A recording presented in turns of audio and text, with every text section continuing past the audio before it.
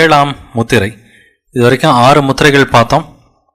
But இந்த முத்திரைகள், எக்காலங்கள், கோபாக்கினின் கலசங்கள், இது புரிஞ்சுக்கிறதுக்கான ஒரு முக்கியமான ப்ரீரெக்விசிட் என்னன்னாக்க, வலுசர்ப்பம் பேகன் ரோமன் எம்பையர், முதலாம் மிருகம் இது கத்தோலிக்க ரோம ராஜ்யம், கிழக்கு ரோம ராஜ்யம், மேற்கு ரோம ராஜ்யம். அடுத்து இரண்டாம் மிருகம் யாரு? இது பேப்பசி, வத்திக்கான் நகரம், இல்லை போப்புடைய ஆட்சி அப்படின்னு சொல்லலாம். இந்த 3 மிருகங்கள் மேலும் வர கோபாக்கினின் தீர்ப்புகள், இவைகள் தான் இந்த முத்திரைகள், அதுக்கப்புறம் எக்காலங்கள், அடுத்து கோபாக்கினின் கலசங்கள். முதல்ல முத்திரைகள் பார்த்தோம். இந்த முத்திரைகள் யார் மேலே வந்த தீர்ப்பு? இது வலுசர்ப்பத்தின் மேலே, அதாவது பேகன் ரோம பேரரசு மேலே வந்த தீர்ப்பு. அடுத்து வந்துட்டு எக்காலங்கள், இது யார் மேலே வருகிற தீர்ப்பு? இது முதலாம் மிருகத்தின் மேலே, அதாவது கத்தோலிக்க ரோம ராஜ்யத்தின் மேலே வருகிற நீதியான தீர்ப்புகள். அடுத்து கோபாக்கினின் கலசங்கள், இது யார் மேலே வருகிற தீர்ப்பு? இது இரண்டாம் மிருகத்தின் மீது, அதாவது போப்பாண்டவருடைய ஆட்சி, பேப்பசின்னு சொல்லுவோம், இல்லை வத்திக்கான் நகரம். இன்னைக்கு இந்த போப்பின் ஆட்சி மீது வருகிற அந்த நீதியான தீர்ப்புகள் தான் அந்த 7 கோபாக்கினின் கலசங்கள். இப்போ 7வது முத்திரையில் இருக்கிறோம். 7வது முத்திரையோட மூல வசனங்கள் வெளிப்படுத்தல் 8வது அதிகாரம் முதல் 2 வசனத்தில் இருக்குது. 7ஆம் முத்திரை, இதற்கான வசனங்கள் படிப்போம். வெளிப்படுத்தல் 8 முதல் 2 வசனங்கள். அவர் 7ஆம் முத்திரையை உடைத்த போது பரலோகத்தில் ஏறக்குறைய அரை மணி நேரமளவும் அமைதல் உண்டாயிற்று. பின்பு தேவனுக்கு முன்பாக நிற்கிற 7 தூதர்களையும் கண்டேன். அவர்களுக்கு 7 எக்காலங்கள் கொடுக்கப்பட்டது. 7ஆம் முத்திரையை உடைத்த போது என்ன நடக்குதுன்றது பாருங்க. 7ஆம் முத்திரையை உடைத்த போது தூதர்களுக்கு 7 எக்காலங்கள் கொடுக்கப்பட்டது. அப்படின்னா என்ன அர்த்தம்? 7ஆம் முத்திரை அது 7 எக்காலங்களாக பிரிக்கப்பட்டுள்ளது. 7வது முத்திரை 7 எக்காலங்களாக பிரிக்கப்பட்டுள்ளது. The 7th seal is divided into 7 trumpets. இந்த 7 எக்காலங்களும் யார் மேலே வருகிற தண்டனை? இந்த 7 எக்காலங்களும் முதலாம் மிருகத்தின் மீது, அதாவது கத்தோலிக்க ரோம ராஜ்யத்தின் மீது வருகிற தண்டனை. இந்த பிக்சர் பார்த்தீங்கன்னா உங்களுக்கு ஈஸியாக புரிஞ்சிடும். 7வது முத்திரை இது 7 எக்காலங்களாக பிரிக்கப்பட்டுள்ளது. அதே போல் 7வது எக்காலம் இது 7 கோபாக்கினின் கிண்ணங்களாக பிரிக்கப்பட்டுள்ளது. முத்திரைகள் எல்லாம் யார் மேலே வந்த தீர்ப்பு? இது பேகன் ரோம பேரரசு மேலே வந்த தீர்ப்பு. அடுத்து எக்காலங்கள்லாம் யார் மேலே வந்த தீர்ப்பு? இது முதலாம் மிருகம், கத்தோலிக்க ரோம ராஜ்யம், மேற்கு ரோம ராஜ்யம், கிழக்கு ரோம ராஜ்யம், இவங்க மேலே வந்த தீர்ப்புகள். அடுத்து கோபாக்கினின் கலசங்கள், இது பேப்பசி, போப்போட அரசாட்சியின் மீது வருகிற தீர்ப்பு தான் இது கோபாக்கினின் கலசங்கள். இப்போ நம்ம 7வது முத்திரையில் பார்த்தோம். 7வது முத்திரையில் என்ன இருக்குது? 7 எக்காலங்களாக பிரிக்கப்பட்டுள்ளது. பட் இப்போ முத்திரைகளோட ஒரு சின்ன சுருக்கத்தை பார்க்கலாம், ஒரு சமரி. இந்த சமரியில் நமக்கு வந்துட்டு முதல் முத்திரையை நம்ம பார்த்தோம். முதல் முத்திரை ரோம ராஜ்யத்தில் நற்செய்தி, அதாவது வெள்ளை குதிரை பரவியது. இது கிபி 96லிருந்து 180 வரைக்கும். 2ஆம் முத்திரை ரோமானிய உள்நாட்டு போர்கள். அவங்க வெள்ளை குதிரையை, இயேசுவோட நற்செய்தியை, காஸ்பலை அவங்க ஏற்றுக்காதனால அங்கே அடுத்த குதிரை வருது, ரத்தம் சிந்துதல். இது சிகப்பு குதிரை. இது நடந்த வருஷங்கள் கிபி 180லிருந்து 235 வரைக்கும். 3ஆம் முத்திரை, அடுத்து என்ன குதிரை வருது? கருப்பு குதிரை வருது. கருப்பு அப்படின்னு சொன்னாலே பேரழிவுன்னு சொல்லி அர்த்தம். பொருளாதார பிரச்சனை, ரோமானிய பேரரசில் கொடூரமான வரி விதிப்பு, அது இல்லாமல் வந்துட்டு உணவு பற்றாக்குறை, ஃபுட் ஷார்ட்டேஜும் வருது. இது கிபி 235லிருந்து 249 வரைக்கும் நடக்குது. அடுத்து 4ஆம் முத்திரை. 4ஆம் முத்திரை அது மங்கின நிறமுள்ள குதிரைன்றதை பார்த்தோம். ரோம ராஜ்யத்தில் பஞ்சமும் கொள்ளை நோய், இதனால் வந்துட்டு அநேக மரணங்கள் ஏற்படுது. இது கிபி 249லிருந்து 284 வரைக்கும். அப்போ ஒரு பெரிய கொள்ளை நோய் வருது, அதுக்கு பேர் பிளேக் ஆஃப் சிப்ரியன். ஒரு நாள்லேயே 5000 பேர் மறிக்கிற அளவுக்கு வந்துட்டு அந்த ஒரு கொள்ளை நோய் இருந்திருக்குது. 5வது முத்திரை, அப்போ வந்துட்டு பலிபீடத்தின் கீழே ஆத்மாக்களை பார்த்தேன் அப்படின்னு சொல்லி யோவான் சொல்கிறாரு. இது ரோம ராஜ்யத்தில் கொல்லப்பட்ட கிறிஸ்தவங்களோட ஆத்மாக்கள். இங்கே அதில் குறிப்பாக வந்துட்டு ஒரு பெரிய பர்சிக்யூஷன் நடந்துச்சு, டயக்லேஷியன் ராஜாவோட உபத்திரவம். இது 10 வருஷம் நடந்துச்சு, 303லிருந்து 313 வரைக்கும்.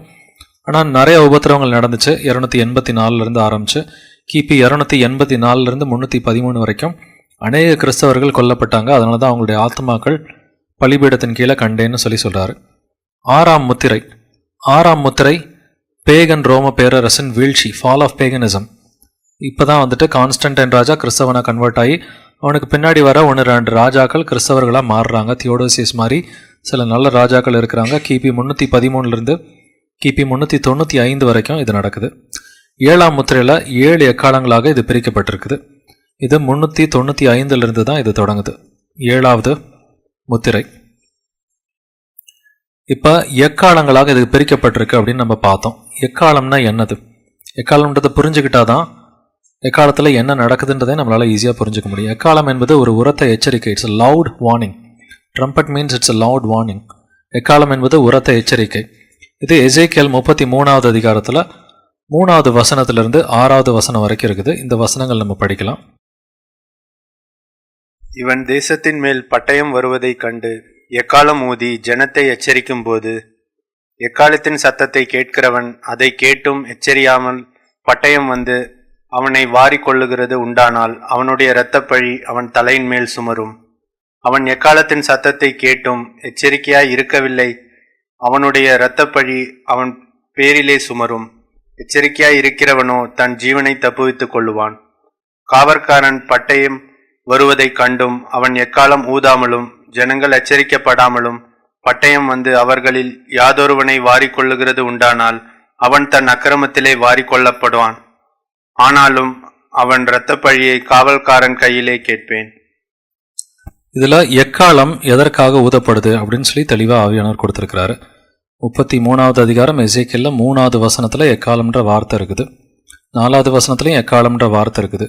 5வது வசனத்துலையும் எக்காலம்ன்ற வார்த்தை இருக்குது. 6வது வசனத்துலையும் எக்காலம்ன்ற வார்த்தை இருக்குது. அது மட்டும் இல்லாமல் 3வது வசனத்தில் எச்சரிப்புன்ற வார்த்தையும் இருக்குது. 4வது வசனத்துலையும் எச்சரிப்பு இருக்குது. 5வது வசனத்துலையும் எச்சரிப்புன்னு இருக்குது. 6வது வசனத்துலையும் எச்சரிப்புன்னு இருக்குது. ஸோ இப்போ எக்காலம் எதுக்காக ஊதப்படுது? ஒரு எச்சரிப்பு கொடுக்கறதுக்காக தான் எக்காலம் வந்துட்டு ஊதப்படுது. இப்போ இந்த எக்காலங்கள் வந்துட்டு ஊதப்படும் பொழுது பழைய ஏற்பாட்டில் பார்த்தீங்கன்னா எக்காலங்கள்லாம் ஊதப்பட்டிருக்குது. கிதியோன் 300 பேரை கூட்டிகிட்டு போயிட்டு எக்காலங்களை வந்துட்டு ஊதுறான். அதுக்கப்புறம் வந்துட்டு எரிக்கோ மதில் விழுகும் பொழுது அவங்க வந்துட்டு எக்காலம் வந்துட்டு ஊதுறாங்க. ஸோ இந்த மாதிரி சமயத்தெல்லாம் வந்துட்டு அவங்க எக்காலங்களை ஊதி இருக்கிறாங்க. பழைய ஏற்பாட்டில் எப்பொழுதுமே வந்துட்டு யாருக்கு வெற்றி கிடைச்சிருக்குது? இதில் கர்த்தருக்கு தான் வெற்றி. இந்த பழைய ஏற்பாட்டில் எக்காலம் ஊதப்பட்டப்பெல்லாம் கர்த்தருக்கு மட்டும்தான் வந்துட்டு வெற்றி கிடைச்சிருக்குது. அவருக்கும் அவரோட பிள்ளைகளுக்கும் வெற்றி கிடைச்சிருக்குது. ஆனால் இப்போ எதுக்காக ஆண்டவர் இயேசு தண்டிக்கிறார் இவங்களை? எதுக்காக? இவங்க தான் கிறிஸ்தவங்களா மாறிட்டாங்களே. கான்ஸ்டன்டைன் ராஜா கிறிஸ்தவனா மாறிட்டானே. அதுக்கப்புறம் தியோடோசியஸ் ஒரு நல்ல ராஜாவாக இருந்தானே. இருக்கலாம், 1-2 ராஜாக்கள் நல்ல ராஜாக்களாக இருந்தாங்க. ஆனால் அதுக்கப்புறம் அந்த உண்மையான சுவிசேஷம் என்ன ஆச்சுன்னு சொன்னாக்கா அந்த விசுவாச துரோகம் நடக்க ஆரம்பிச்சிருச்சு. என்னைக்கு கிறிஸ்தவர்கள் கொல்லப்பட்ட வரைக்கும் அவன்லாம் நல்லா இருந்தான், இயேசுக்காக உயிரை கொடுத்துருந்தான். என்னைக்கு ராஜாவோட அங்கீகாரம் கிடச்சி ராஜா தன்னோட மாளிகையில் ஒரு மாளிகை எடுத்து கிறிஸ்தவர்களுக்கு கொடுத்து, நீ இனிமேட்டு என்னோட அட்வைசர் அப்படின்னு சொல்லிட்டான்.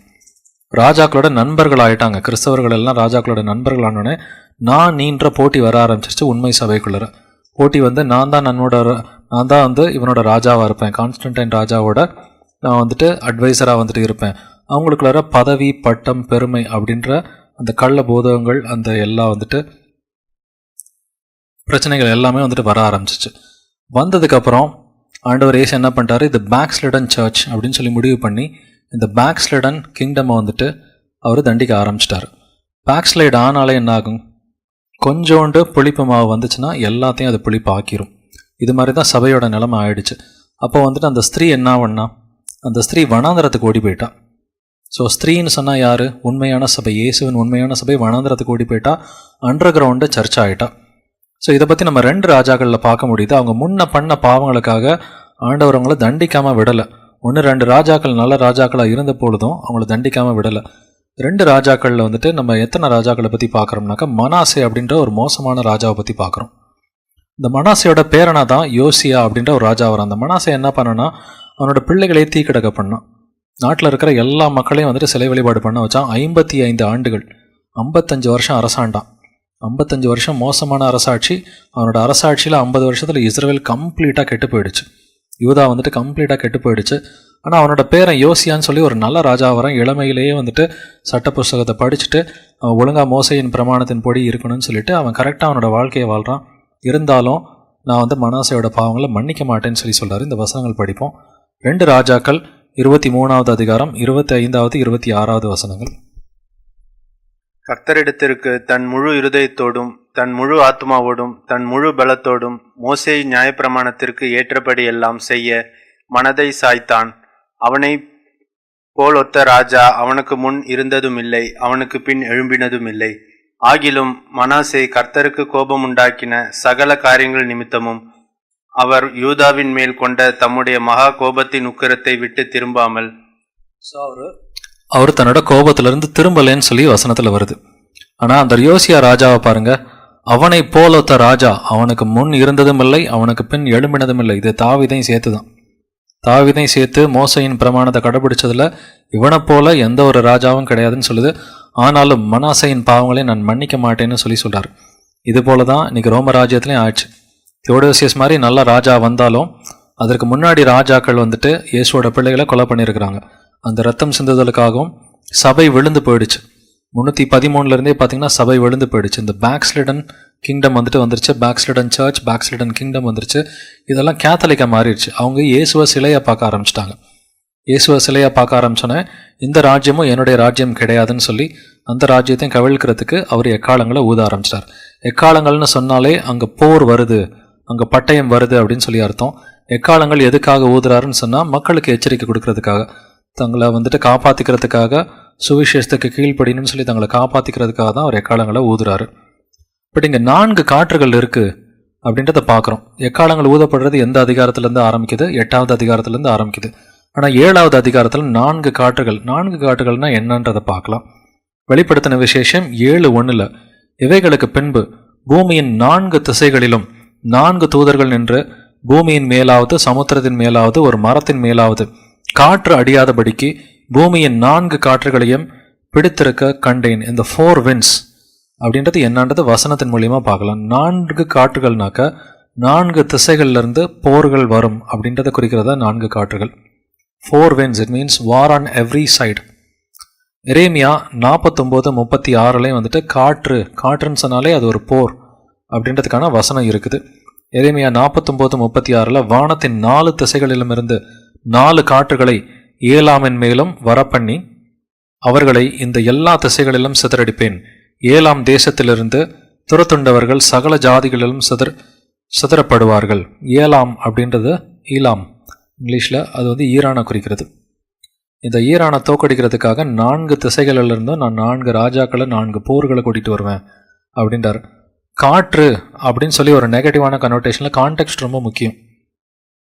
ஒரு மெல்லிய காற்று வீசிட்டு அப்படின்னு சொல்லி பைபிளில் வசனம்லாம் இருக்குது. எலியா தீர்க்கதரிசியோடு இருக்கும் பொழுது. ஆனால் அந்த காற்று கிடையாது. இங்கே கான்டெக்ஸ்டில் பார்த்தா 4 காற்றுகள் இங்கே போர்களை குறிக்கிற ஒரு விஷயமா தான் இருக்குது. எரேமியா 51வது அதிகாரத்தில் முதல்ல 2 வசனம். கர்த்தர் சொல்லுகிறது என்னவென்றால், இதோ நான் பாபிலோனுக்கு விரோதமாகவும் எனக்கு விரோதமாய் எழும்புகிறவர்களின் மத்தியில் குடியிருக்கிறவர்களுக்கு விரோதமாகவும் அழிக்கும் காற்றை எழும்ப பண்ணி தூற்றுவாரை பாபிலோனுக்கு அனுப்புவேன். அவர்கள் அதை தூற்றி வெறுமையாக்கி போடுவார்கள். ஆபத்து நாளிலே அதற்கு விரோதமாய் சூழ்ந்து கொண்டிருப்பார்கள். அழிக்கும் காற்றை, டெஸ்ட்ராயிங் விண்ட் அப்படின்னு சொல்லி சொல்றாரு. இது போர்களை குறிக்கிறது தான். காற்று, அழிக்கும் காற்று, இல்லை 4 காற்றுகள் அப்படின்னு சொன்னாலே 4 திசைகள்ல இருந்து போர்கள் வருது எதிரி நாட்டு ராஜாவால அப்படின்றதான் இதோட அர்த்தம். எரேமியா 18:17 கொண்டல் காற்று பறக்கடிக்குமா போல் நான் அவர்களை அவர்கள் சத்துருக்களுக்கு முன்பாக பறக்கடிப்பேன். அவர்களுடைய ஆபத்தின் நாளிலே என் முகத்தை அல்ல என் முதுகை அவர்களுக்கு காட்டுவேன் என்று சொல் என்றார். கொண்டல் காற்று அப்படின்னு சொல்லி சொல்றாரு. ஸோ இது ஆபத்து காலத்தை குறிக்கிறது. அங்கே நடக்கிற போர்களை பற்றியும் சண்டைகளை பற்றியும் தான் அவர் இப்படி சொல்கிறாரு. கொண்டல் காற்றுன்றதை பார்த்தீங்கன்னா ஈஸ்ட் விண்ட் அப்படின்னு சொல்லி தான் டிரான்ஸ்லேட் ஆகிருக்குது. ஸோ விண்ட் அப்படின்னு சொன்னாலே அது போர்களை குறிக்கிறது. இந்த 4 காற்றுகளை பற்றி தானியல்லையும் நம்ம பார்க்குறோம். தானியல்ல அந்த 4 மிருகங்கள் சமுத்திரத்துலேருந்து எழும்புச்சுன்றதை பார்க்குறோம். அப்போ என்ன நடந்துச்சு? 4 காற்றுகள் இருந்துச்சு அப்படின்னு சொல்லி சொல்கிறான். தானியல் 7வது அதிகாரம் 2வது 3வது வசனம். தானியல் சொன்னது, ராத்திரி காலத்தில் எனக்கு உண்டான தரிசனத்திலே நான் கண்டது என்னவென்றால், இதோ வானத்தின் 4 காற்றுகளும் பெரிய சமுத்திரத்தின் மேல் அடித்தது. அப்பொழுது வெவ்வேறு ரூபமுள்ள 4 பெரிய மிருகங்கள் சமுத்திரத்திலிருந்து எழும்பின. எதுக்காக 4 காற்றுகள்னு சொல்லி 4 பெரிய மிருகங்கள் அப்படின்றத சொல்லணும். 4 பெரிய மிருகங்கள் யாரு? 4 ராஜ்யங்கள். இந்த 4 ராஜ்யங்களை என்ன பண்ணுச்சு? எப்பொழுதும் சண்டை போட்டுக்கிட்டே தான் இருந்துச்சு. ஸோ முதல் மிருகம் பாபிலோன். பாபிலோன் ராஜ்யத்தை தகர்த்தது யாரு? 2ஆம் மிருகம், அதாவது மீதியா பர்ஷியா. அடுத்து மீதியா பர்ஷியாவை தகர்த்தது யாரு? 3ஆம் மிருகம் கிரேக்க நாடு, அலெக்சாண்டர் த கிரேட். அடுத்து இந்த நாட்டை தகர்த்தது யாரு? ரோம ராஜ்யம். ஸோ ஒவ்வொரு நாடுகளும் சண்டை போடுறதுனால தான் இங்கே 4 காற்றுகள் அப்படின்னு சொல்லி இங்கே சண்டைகளை பற்றி ஆவியானவர் சொல்லியிருக்கிறாரு. இப்போ இந்த 7ஆம் முத்திரையில் நம்ம ஏற்கனவே தெளிவாக பார்த்துட்டோம். 7ஆம் முத்திரை எப்படி பிரிக்கப்பட்டிருக்குது, 7 எக்காலங்களாக அது பிரிக்கப்பட்டிருக்குது. ஸோ இந்த பிக்சரில் ரொம்ப அழகாக வந்துட்டு அது தெரியுது. 7ஆம் முத்திரை 7 ட்ரம்பட்ஸ், அதாவது 7 எக்காலங்களாக பிரிக்கப்பட்டிருக்கு. அதே போல் 7வது எக்காலம் 7 கோபாக்கினின் கலசங்களாக பிரிக்கப்பட்டிருக்கு. இப்போ நம்ம எக்காலங்களை பற்றி ஒன்று ஒன்றா பார்க்கலாம். 7 முத்திரைகள் நம்ம இப்போ பார்த்துட்டோம், அதோட காலகட்டங்கள் பார்த்துட்டோம். 7ஆம் முத்திரை ஆரம்பிக்கிற காலகட்டம் 395 ஆரம்பிக்குது.